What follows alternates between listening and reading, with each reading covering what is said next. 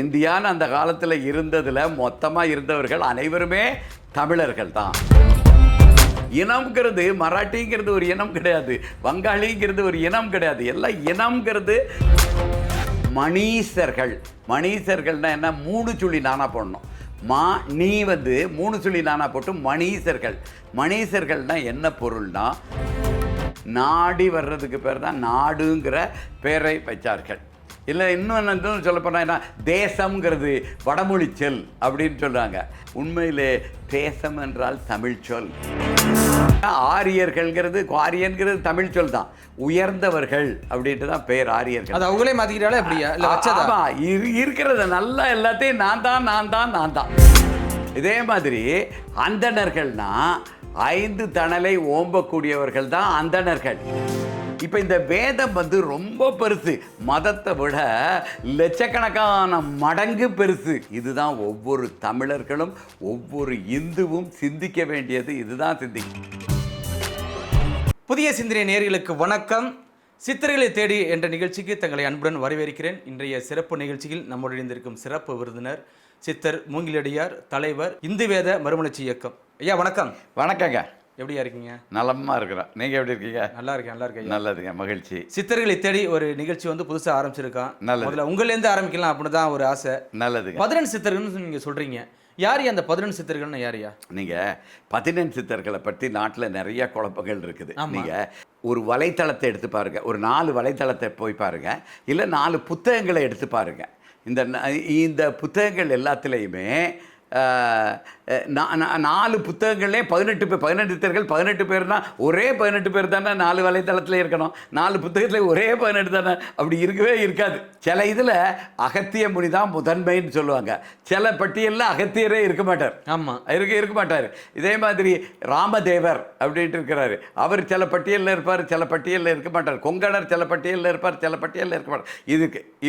இது ஏன் குழப்பம்? 14 சித்தர்கள். இந்த குழப்பம் ஐயா. இப்போ 14 சித்தர்களில் நீங்கள் சொல்கிற மாதிரி ஒவ்வொரு இதுலேயும் ஒவ்வொரு வெரைட்டியாக இருக்குது. ஆமாம். இப்போ இந்த குழப்பம் ஏன் வந்தது, எப்படி வந்ததுங்கிறது நம்ம கொஞ்சம் ஆராயணும். ஏன்னா சித்தர்கள் வழிபாட்டில் 14 சித்தர்கள் வழிபாடுங்கிறது முதன்மையானது. எப்படி சைவத்துக்கு சிவனடியார்கள் இருக்கிறாங்களோ அதை விட அதிகமான கூட்டம் சித்தர் வழிபாட்டில் இன்னைக்கு இருந்துகிட்டு தான் இருக்குது. இப்படி இருக்கிறதுல அந்த அடிப்படை 18 ஏன் மாறுதுன்னா, வெவ்வேறு காலகட்டத்தில் வெவ்வேறு 14 சித்தர்கள் இருந்திருக்கிறாங்க.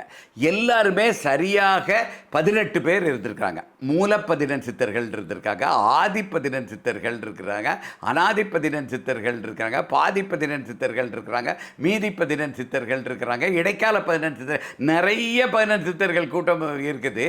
ஒன்னொன்னும் சரியாக 18 பேர் தான் இருக்குது.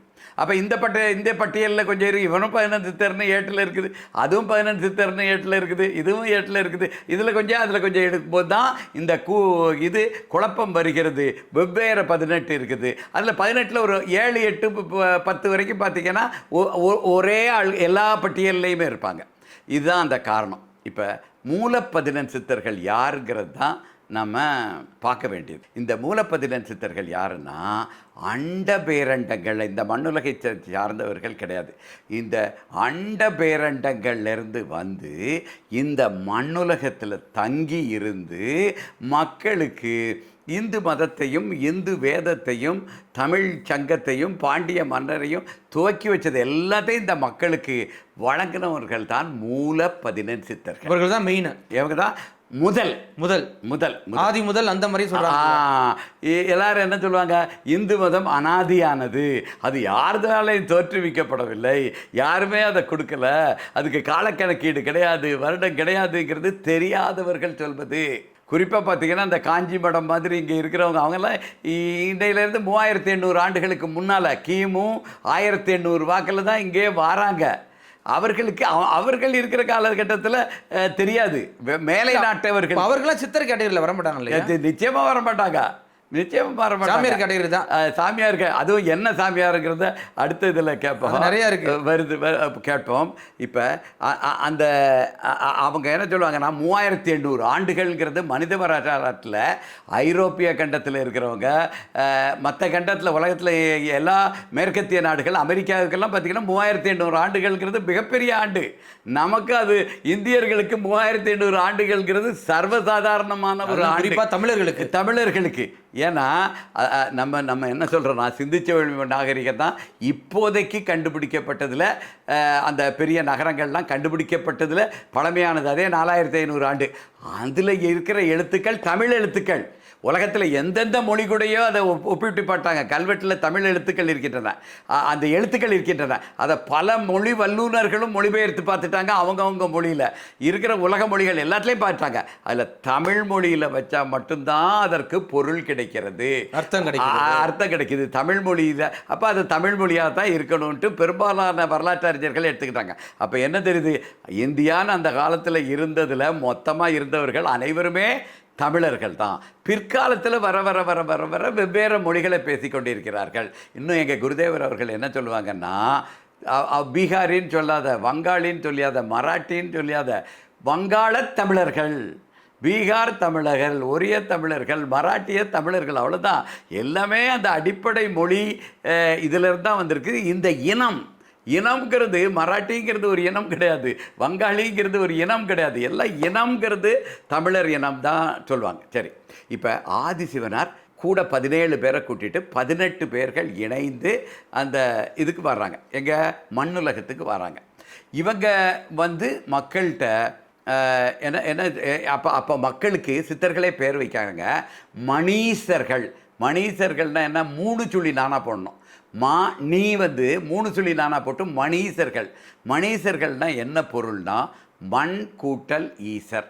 மண் கூட்டல் ஈசர்னா மண், ஈசர்னா தலைவர், மண்ணின் தலைவன். அதாவது எல்லா பயிரினங்கள் இருக்கின்றன, எல்லா விலங்குகள் எனப்படும் உயிரினங்கள் இருக்கின்றன. இந்த பயிரினங்கள் உயிரினங்கள் எல்லாத்துக்கும் இந்த மண்ணில் இருக்குது. இந்த மண்ணின் தலைவன் நான், பயிரினங்கள் உயிரினங்கள் மண் எல்லாத்துக்கும் தலைவனாக இருக்கிறான். அப்படிங்கிறதுல பேரில் மணீசன் வைக்கிறாங்க. ஆனால் அவர் எப்படி இருக்கிறார்னா, விலங்குகள்லேருந்து அப்போ தான் மனிதன் தோன்றி இருக்கிறான். அப்போ தோன்றி இருக்கும் பொழுது என்ன ஆகுதுன்னா, விலங்குகளோடே தான் வாழ்கிறான். அது ஒரு வெறி நிலையில் தான் வாழ்கிறான். வெறி நிலைன்னா எனக்கு வேணுங்கிறது வேண்டாங்கிறது எல்லாமே எனக்கு பார்க்குறதெல்லாம் எனக்கு தான் சொந்தம். நான் ஒரு எல்லை, என்னால் முடிஞ்ச அளவு எல்லையை பெருக்கி வச்சுக்கிட்டேன். அதுக்குள்ளே வேறு யார் வந்தாலும், அது மனிதனோ விலங்குகளோ உள்ளே வந்துச்சுதுன்னா நான் அதை அனுபவிக்க மாட்டேன். தேவை இருக்கிறோ இல்லையோ சண்டை போடுவேன். ஒன்று நான் செத்து போவேன், இல்லை அது செத்து போயிடும். இந்த வெறி நிலையில் இருக்குது. கோபம், எரிச்சல், அந்த எல்லாத்தையும் எனக்குத்தான் வேணுங்கிற சுயநலம், வெறி, அடுத்தவர்கள் மேலே திடிக்கக்கூடிய அந்த சுயநல போக்கு, இதெல்லாம் ஆதிக்கம் செலுத்த வேணுங்கிற அந்த வெறி. அப்படி அந்த வெறி ஒரு அவர்களுக்கு விலங்குகள்லேருந்து வந்த வெறி அப்படியே இருக்குது. அதனால் தான் மண்ணின் தலைவர்களாக மணீசன் சொல்கிறாங்க. அவனை எப்படி மாற்றணும்னா, மணீசன் 2 சுழி நானா போடணும். மணீசன். நம்ம என்ன நினச்சிக்கிட்டு இருக்கோம், மனிதன் தான் தூய்மையான தமிழ்ச்சொல், மனுஷன்கிறது கொச்சையான தமிழ்ச்சொல் தான் இருக்கு. மனுஷன் தான் உண்மையான தமிழ்ச்சொல். அதுக்கு பேர் மனம் கூட்டல் ஈசன். மண்ணின் தலைவனாக வெறிநிலையோடு இருக்கக்கூடியவனை மனத்தின் தலைவனாக, மனுஷனாக, மனம் கூட்டல் தலைவன், மனத்தை வெல்லும் தலைவனாக மாற்றுறதுக்கு தான் என்ன கொடுக்குறாரு, இந்து வேதம், இந்து மதம். அதுக்கு பிறகு இது ரெண்டுக்கும் முன்னாடி என்ன சொல்கிறாரு, முதல்ல தமிழ்ச்சங்கத்தை தான், ஆதிசிவனார் வந்தார் இல்லையா, தமிழ்ச்சங்கத்தை தான் முதல்ல தோற்றுவிக்கிறாரு. அந்த தமிழ்ச்சங்கத்தை தோற்றுவித்து தமிழ் மொழியைத்தான் கற்றுக் கொடுக்கிறார். தமிழ் மொழி எங்கேருந்து வந்துச்சு, தன்னுடைய தாய்மொழி தான் தமிழ். அண்ட பேரண்டங்கள் முழுவதும் பேசப்பட்டு கொண்டிருக்கின்ற மொழி தமிழ் மொழி. தன்னுடைய தாய்மொழியை அங்கே அந்த இளம்புரியா கண்டம்னு சொல்லுவோம், அதை பற்றி பின்னாடி பார்க்கலாம். அந்த இளம்புரியா கண்டத்தில் இருந்தவர்கள்ட்ட தமிழ்ச்சங்கத்தை உருவாக்கி தன்னுடைய தாய்மொழியை முதல்ல கற்றுக் கொடுக்கிறார். அப்புறமாக 11 சித்தர் மடம்ங்கிறத தோற்றுவித்து இந்து வேதத்தை கொடுக்குறார். அப்புறம் 11 சித்தர் பீடம்ங்கிறத தோற்றுவித்து இந்து மதத்தை கொடுக்குறார். இவரே தான் 11 சித்தர் மடாதிபதியாகவும் இருக்கிறார், 11 சித்தர் பீடாதிபதியாகவும் இருக்கிறார். முதல் மடாதிபதியாக அவர் தான், இந்து 11 சித்தர் மடாதிபதி, 11 சித்தர் பீடாதிபதி, தமிழ்ச்சங்கத்தின் தலைவரும் அவராக தான் இருக்கிறாரு. அவர் தான் முதல் பாண்டிய மன்னனாகவும் இருந்து மக்களுக்கு ஒரு நிலையான அரசாட்சி வேணும், ஒரு கட்டுப்பாடு உள்ள ஒரு அரசாங்கத்தின் கீழே மக்கள் சேர வேண்டும் அப்படிங்கிறதுக்காக எல்லாரும் நாடி வாழ்க்கையை கூடி வாழ வேண்டும்ங்கிறதுக்காகத்தான் நாடி வர்றதுக்கு பேர் தான் நாடுங்கிற பேரை வச்சார்கள். இல்லை இன்னும் சொல்லப்போனால் என்ன, தேசம்ங்கிறது வடமொழி சொல் அப்படின்னு சொல்கிறாங்க. அந்த அது தேஷ் வடமொழி சொல்லுன்னு சொல்லுவாங்க. உண்மையிலே தேசம் என்றால் தமிழ் சொல். ஏன்னா மற்ற இடத்த விட அந்த காலத்தில் எல்லாமே காடாக இருந்துச்சு. ஆனால் இந்த இடத்துல மட்டும்தான் ஒளி இருக்கும். தேசு என்றால் ஒளி. தமிழ் பேர் தமிழ் பேர் தான் தேசு. எங்கே ஒளி நிறையா இருக்குதோ, ஏன்னா நிறையா வீடுகள் இருக்கும், அங்கங்கே இல விளக்குகள் ஏற்பாங்க, அகல் விளக்குகள் ஏற்பாங்க, காண்டா விளக்குகள் ஏற்பாங்க. பெரிய பெரிய அவர்கள் தகுதிக்கு ஏற்ப விளக்குகளை ஏற்று அது ஒளி பொருந்திய பகுதி. தேசம்னா ஒளி பொருந்திய பகுதி. தேஷுங்கிற அந்த வடமொழி சொல்லுக்கு பொருளே கிடையாது. அதனால் தேசங்கிறதும் தமிழ் சொல்லு தான். இப்படி நம்ம பல தமிழ் சொல்லுக்கு விட்டோம். இந்த 11 சித்தர்கள் ஆதிசிவனார் தலைமையில் வந்தாங்க. அதிலே கூட தான் அந்த கூட 17 பேர் கூட்டு வர்றாருல, அதில் ஒருத்தர் தான் திருமால்ங்கிற சித்தர். திருமால் அதிலே ஒருத்தர் தான் இந்திரன்கிற சித்தர். அதிலே ஒருத்தர் தான் குபேரன்கிற சித்தர். அதிலே ஒருத்தர் தான் இரமன்கிற சித்தர். எல்லாருமே சித்தர்கள் தான். அப்புறம் அதில் ஒரு காகபுசுண்டர்ங்கிற சித்தரும் அதில் இருக்கான். ஐயா, அப்போ நீங்கள் சொல்கிறீங்க மடம், மடாதிபதி, பீடம், பீடாதிபதி அப்படின்னு நிறைய வார்த்தைகள் சொல்கிறீங்க. எல்லாம் ஒன்றா இப்படியா இல்லை வேற வேற? ஐயா, இப்போ உலகத்தில் வழக்கத்தில் இருக்கிறது மடாதிபதி அப்படிங்கிறது தான் உலகத்தில் வழக்கத்தில் இருக்குது. அப்போலேருந்து 12 சித்தர் காலத்தில் பீடாதிபதின்னு ஒன்று இருக்குது, மடாதிபதின்ட்டு ஒன்று இருக்குது. ஓ சரியா? ரெண்டு வேற வேறையா? ரெண்டு வேற. பீடாதிபதிங்கிறது வேற, மடாதிபதிங்கிறது வேற. என்ன வேறுபாடுன்னா, 11 சித்தர் பீடாதிபதியாகும். யாரு? ஆதிசிவனார் தான் அந்த முதல்ல வந்த மூல 11 சித்தர்களுக்கு தலைவராக வரார். அவர் தான் 11 சித்தர் மடத்தை தோற்றுவித்து முதல்ல 11 சித்தர் மடாதிபதியாக இருந்து இந்து வேதத்தை வழங்குகிறார். வேதம்னா என்ன? எழுதி வச்சா அது வேதம். என்ன செய்யணும், எப்படி செய்யணும், என்னென்ன முறைகள் இருக்குது. ஒரு கோயில் இருக்குதா, அதை எந்த கடவுளுக்கு எந்த இடத்துல செய்யணும், அந்த மண் எப்படி இருக்கணும், அது அந்த இடத்துல அருளாற்றல் எப்படி இருக்குது, அருளூற்றுக்கள் எப்படி இருக்குது, கருவறை என்ன நீலாகலத்தில் வைக்கணும், சிலை எவ்வளோ உயரத்தில் வைக்கணும், என்ன பொருளால், கல்லால் செய்யணுமா, மரத்தால் செய்யணுமா, உலோகத்தால் செய்யணுமா, அந்த கருவறைக்கு மேலே இருக்கிற அந்த விமானம்ங்கிறது என்ன அளவில் இருக்கணும், சுற்றுச்சுவர் எப்படி இருக்கணும், பிரகாரங்களில் என்ன கடவுளர்கள் வரணும், அவங்கள எங்கே வைக்கணும், எவ்வளோ உயரத்தில் வைக்கணும், அதுக்கு பிறகு மதில் சுற்றுச்சுவர் எப்படி இருக்கணும், கோபுரம் இருக்கணும், கோபுரத்தில் எத்தனை அடுக்குகள் இருக்கணும், எத்தனை கலசங்கள் வைக்கணும், கலசத்துக்குள்ளே என்ன பொருள் போடணும், இவ்வளத்தையும் ஏட்டில் எழுதி வச்சா அது வேதம். அது ஒரு இடத்த அதே வேதத்தில் சொன்னபடியே இடத்த கண்டுபிடிச்சி அதை செயல்படுத்தினா அது மதம். செயலுக்கு வர்றது மதம், ஏட்டில் இருக்கிறது வேதம். ஸோ அடிப்படை வேதம் தான். வேதத்தில் இருக்கிறத கற்றுக்கிட்டு அதை மதத்துக்கு மாற்றி அதை செயல்படுத்தணும். இப்போ இந்த வேதம் ரொம்ப பெருசு, மதத்தை விட லட்சக்கணக்கான மடங்கு பெருசு. ஏன்னு கேளுங்க, இப்போ இங்கே நம்ம தமிழ்நாட்டில் இருக்குது இல்லையா, இங்கே இருக்குது. தமிழ்நாடுனா அந்த காலத்தில் இருக்கிற அந்த இந்தியா முழுவதுமே தமிழ்நாடு தான். அந்த காலத்தில் இந்தியாங்கிறது ஆப்கான் வரைக்குமே போயிருக்குது. காந்தாரம் வரைக்கும், கந்தஹார்னு இப்போ சொல்கிறாங்களே, அந்த காந்தாரம் வரைக்குமே போயிருக்குது. அப்போ இந்த பகுதியில் ஒரு மாதிரியான வழிபாட்டு முறைகள் வேணும். இதே வழிபாட்டு முறைகளை அந்த துருவ பகுதியில் இருக்கிற எஸ்கிமோவுக்கும் நீ பயன்படுத்தினா அவனால் முடியாது.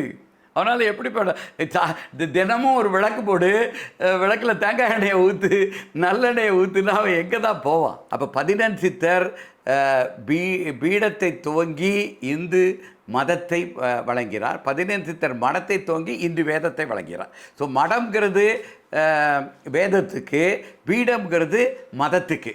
இப்போ தமிழில் இருக்கிற ஆதிசிவனார் தன்னுடைய தாய்மொழியில் தானே சங்க வச்சு தமிழை சொல்லி கொடுத்தாரு. கண்டிப்பாக சங்க வச்சு வேலை இல்லாமல் தமிழை சொல்லி கொடுத்துட்டு வேறு மொழியில் வேதத்தை சொல்லுவாராம். இதுதான் ஒவ்வொரு தமிழர்களும் ஒவ்வொரு இந்துவும் சிந்திக்க வேண்டியது. இதுதான் சிந்திக்கணும். அவர் தான் தமிழ்ச்சங்கத்தின் தலைவராக இருக்கிறாரு. ஏராளமான வரலாற்று பதிவுகள் இருக்கின்றன. திருவிளையாடல் புராணத்தில் தெளிவாக சொல்லப்பட்டு இருக்கிறது. இதெல்லாம் சொல்லப்பட்டு இருக்கிறது.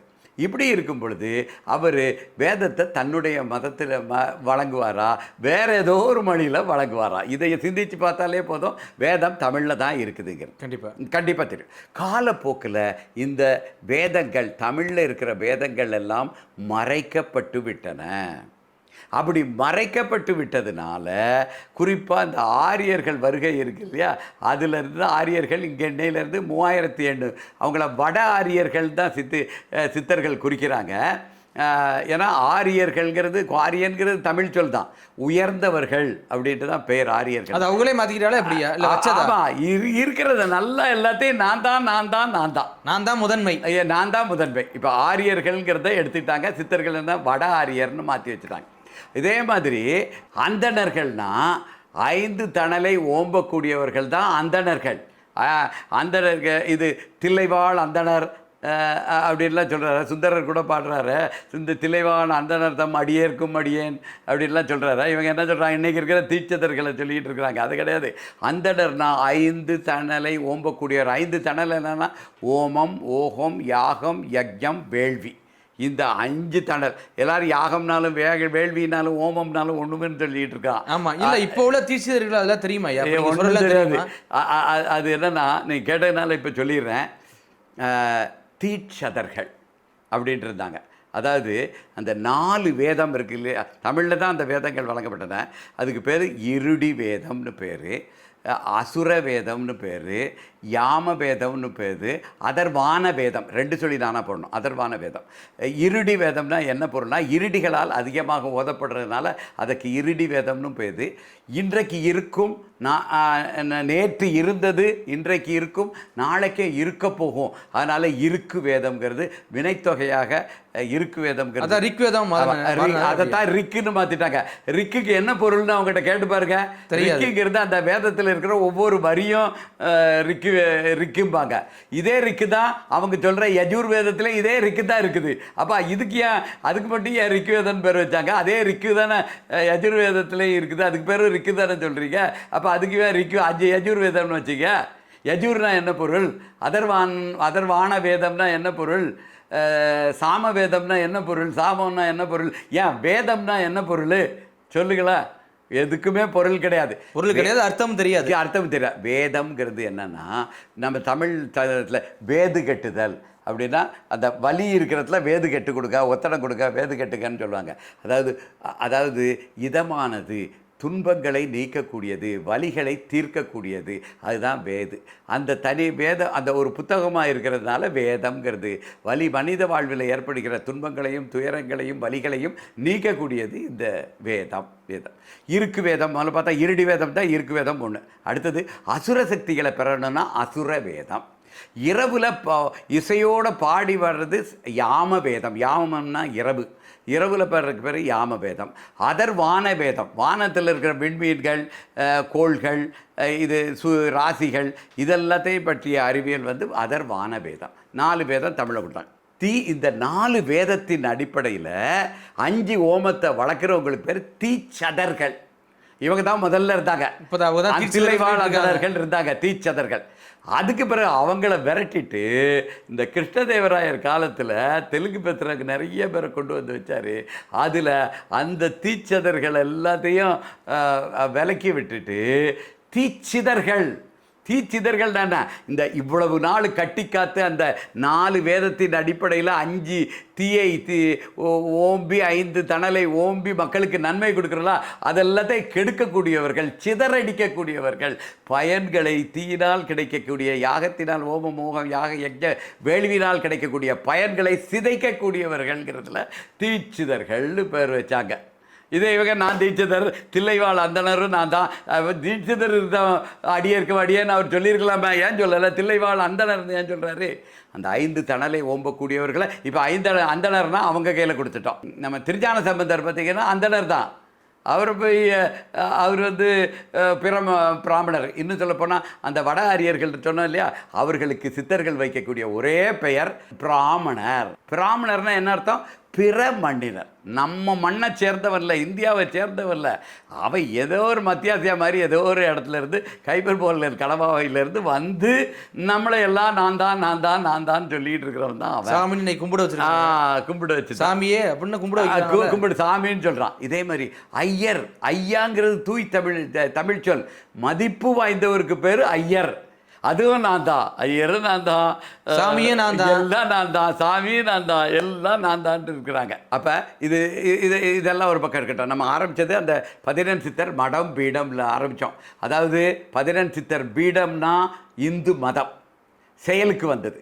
11 சித்தர் மடம்னா இந்து வேதம் எழுதி வச்சது. ரெண்டுக்குமே அவர் தான் மடாதிபதி. ஸோ எழுதியும் கொடுத்துட்டாரு, அதே இதை செயல்லையும் செஞ்சும் காட்டிட்டார். ஆச்சா, இந்த வேதம் வந்து மதத்தை விட பெருசு பார்த்தா. ஏன்னா இந்து வேதம் என்ன சொல்லுதுன்னா, ஒரே கடவுளை எல்லாரும் கும்பிடணுங்கிறது உலகத்துக்கு ஒத்து வராது. ஆமாம், எல்லாரும் ஒரே கடவுளுக்கு கொடுக்கணும், எல்லாரும் சக்கரை பொங்கல் வையினா அமெரிக்காக்காரன் எங்கே போய் எந்த சக்கரை பொங்கலை என்ன செய்ய போகிறான்? கண்டிப்பாக முடியாது இல்லையா? இப்போவே நம்ம இந்த துலுக்க சாமந்தின்னு ஒரு பூ இருக்கு பாருங்க, அதை நம்ம வந்து தமிழ்நாடு முழுசும் இறந்தவர்களோட உடலுக்கு தான் நம்ம போடுவோம். ஆனால் வட இந்தியாவில் பார்த்தீங்கன்னா சாமிக்கும் போடுவோம். ஏன்னா அங்கே இந்த மற்ற பூக்கள் குறைச்சலாக கிடைக்குது, இல்லை. அப்படி இருக்கிற சூழலில் அவன் அதை தான் போட முடியும். அப்போ அதை நம்ம தவறுன்னு சொல்லிட முடியாது.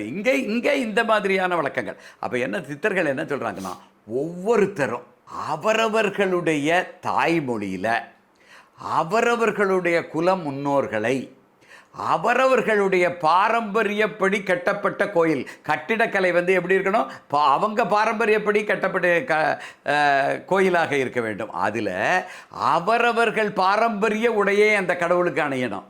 அவரவர்கள் பாரம்பரியமாக சாப்பிடக்கூடிய உணவை படையலாக படைத்து வணக்கணும். தாய்மொழியில் கட்டிடக்கலை இவங்களாக இருக்கணும்.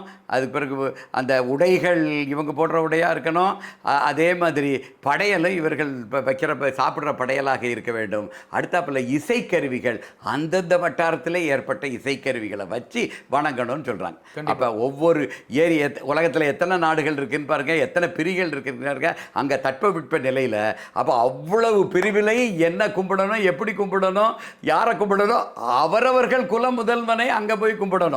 அப்படிங்கிறது தான் இந்து வேதம். இப்போ பாருங்கள், இதில் போட்டி இருக்குதா, பொறாமை இருக்குதா? ஐயோ, நீ உன் ஊரில் இருந்த முதல்வனை உன்னுடைய விருப்பமான ட்ரெஸ்ஸை போட்டுட்டு ஆடை அணிகள் அணிஞ்சு உங்கள் ஊரில் என்ன இசைக்கருவிகளுக்கு அதை வச்சு நீ அதை படைச்சி உங்கள் கட்டடக்கலைக்கு ஏற்றாப்பில் உன்னுடைய வச்சு நீ கும்பிட்டுக்க. நான் எங்கள் ஊரில் இருக்கிற மாதிரி எங்கள் குலமுதல்களை நாங்கள் சாப்பிட்ற மாதிரி வைக்கிற மாதிரி உடையெடுத்துற மாதிரி படிக்கிறோம். உனக்கு உன் கடவுள் பெருசு, நானும் அதை மதிக்கிறேன்.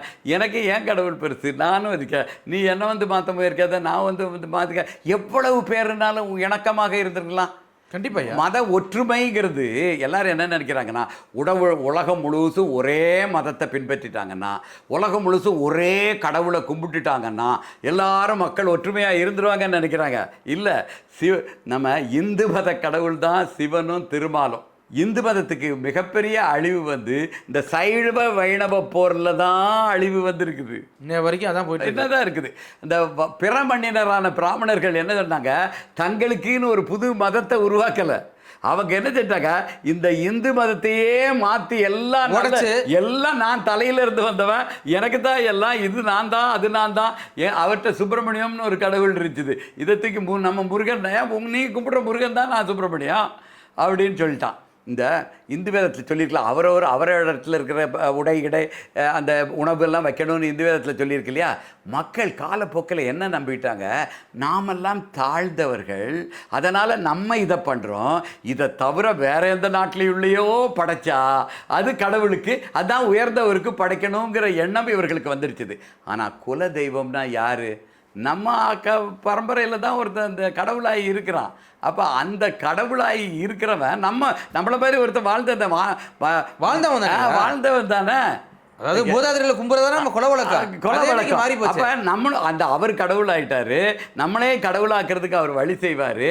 இது எல்லாத்தையும் நம்ம திட்டமிட்டு நான் கொடுக்கறதே அவருக்கும் படைக்கலாம்ல. எங்க பாட்டிக்கு என்ன உணவு கொடுக்க போறேன், தாத்தாவுக்கு உயிரோடு இருக்கும்போது என்ன உணவு கொடுக்க போறேன், இறந்த பிறகும் அதே கொடுக்க போறேன். இந்த நினப்பை மறந்துட்டு வேற எவனோ சொன்னது, வேற நம்ம பேசுற மொழியில கடவுளை கும்பிடக்கூடாது இப்படிங்கிறத அழுத்தமா பதிய வச்சுட்டாங்க. இந்த தமிழர்கள் அன்னைக்கும் தெரியும் இன்னைக்கும் தெரியும், சிகப்பா இருக்கிறவன் பொய் சொல்ல மாட்டான்ட்டு உறுதியா அன்னைக்கு நம்பினாங்க, இன்னைக்கு நம்புறாங்க. அதனால தான் நம்ப வச்சுட்டாங்க. அன்னைக்கு நம்ப வச்சுட்டாங்க. இன்னைய வரைக்கும் உண்மைதான். ஒட்டுமொத்த நம்ம வாழ்க்கை முறையே மாறி போச்சு. வாழ்க்கை முறையே எல்லாமே மாறி போச்சு பாருங்க. இப்ப அந்த வேதத்தை மடைச்சு வச்சதுனால 11 சித்தர் அந்த மடாதிபதி மட்டும்தான் செயலுக்கு இருக்குதே தவிர பீடாதிபதிங்கிறத ஒன்னே விட்டுட்டார். அதுலேயுமே மடாதிபதி என்ன செய்கிறாரு, இந்து மதத்தை பார்க்குறாரு. மடாதிபதி வேதத்தை தான் பார்க்கணும். ஆனால் மடாதிபதி மதத்தை பார்க்க, ஏன்னா அவருக்கு மடம்னாலும் இப்போ இந்த காஞ்சி மடம்லாம் இருக்குல்ல, அவருக்கு மடம்னாலும் எதுன்னு தெரியாது, அவருக்கு வேதம்னாலும் என்ன தெரியாது, இது ஒன்றுமே தெரியாது.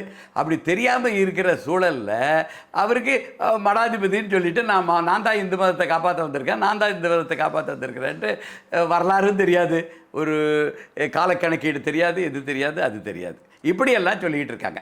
தொடர்ச்சியாக சந்திப்பையா. மிக்க நன்றியா. நன்றிங்க. நன்றி, வணக்கம்.